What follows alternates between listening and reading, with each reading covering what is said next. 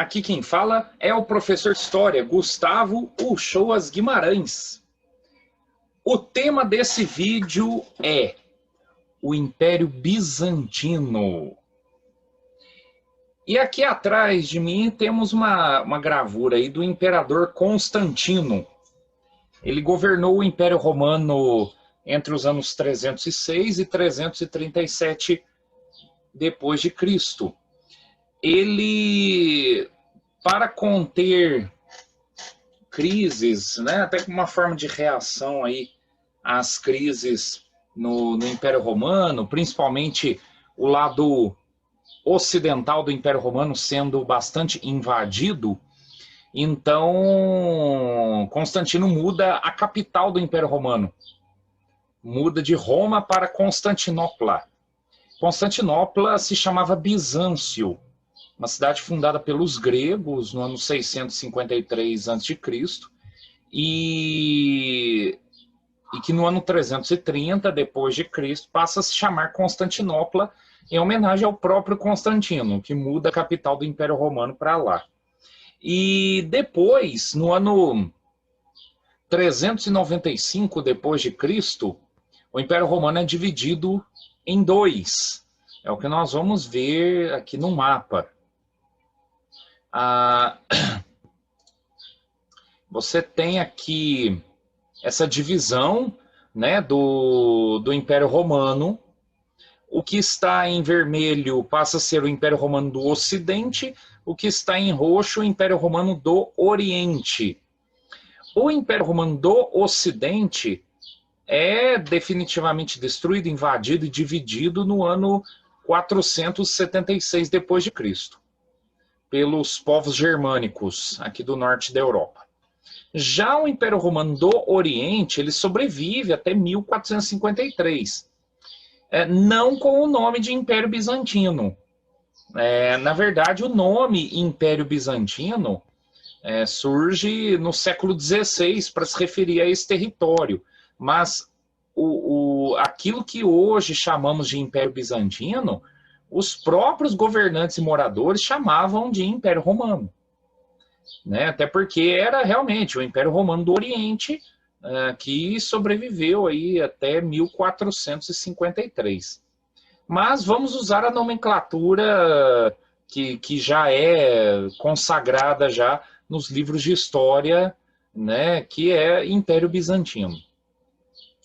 Então, com este nome Império Bizantino, nós analisamos esse território, que com o passar do tempo adota a língua grega como língua de sua administração política, até mesmo dos rituais religiosos, lembrando que aqui a maioria era cristã, e vai ter o auge, né, o Império Bizantino vai ter o seu ponto alto no governo de Justiniano, que governa o Império Bizantino do ano 527 ao ano 565.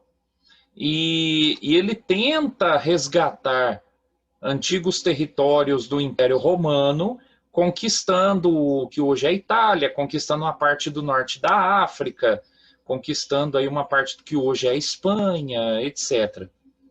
Mas com a morte de Justiniano, quer dizer, o Império Bizantino volta a perder esses territórios, principalmente para os francos, para os lombardos, para outros povos germânicos aí do norte da Europa.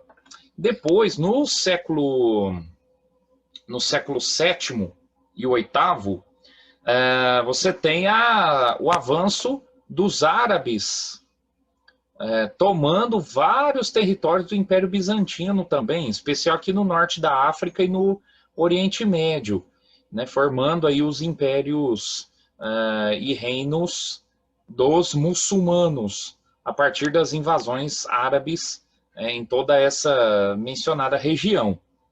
O Império Bizantino teve uma importância muito grande na história da Europa aí, né, principalmente através das suas alianças ou brigas com os reinos da Europa Ocidental e com a Igreja Católica.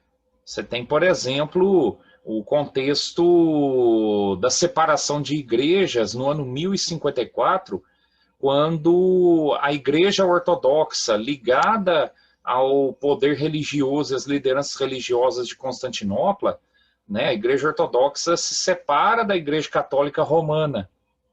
E hoje em dia você tem ali na Europa Oriental ainda várias igrejas ortodoxas, né? A grega, a russa, romena, ucraniana, etc. Ou ainda no século XIII, no contexto das cruzadas, o que eram as cruzadas? Eram católicos de vários reinos europeus sendo incentivados a formarem exércitos para tomarem a Terra Santa, no caso que Jerusalém e arredores, tomarem das mãos dos turcos, que eram de religião muçulmana.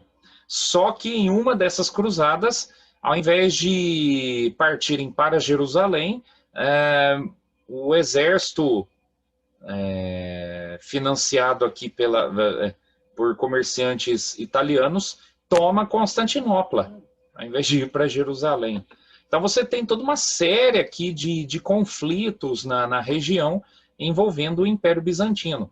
Até que o Império Bizantino ele é definitivamente conquistado, né, e extinto no ano de 1453, com a invasão de Constantinopla pelos turcos otomanos, que aí formam o chamado Império Otomano, de maioria muçulmana, substituindo o Império Bizantino na região.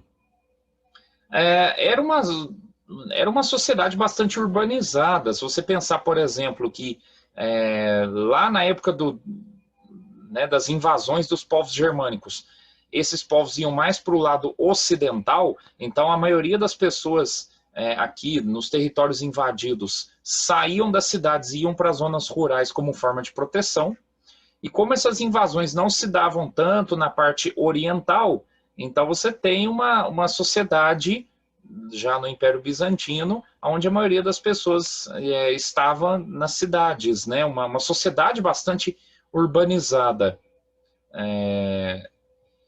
Em outros vídeos, veremos estes e outros aspectos da história na Idade Média, com os reinos e populações e fatos históricos, né, e questões econômicas aí, todas ligadas à Idade Média.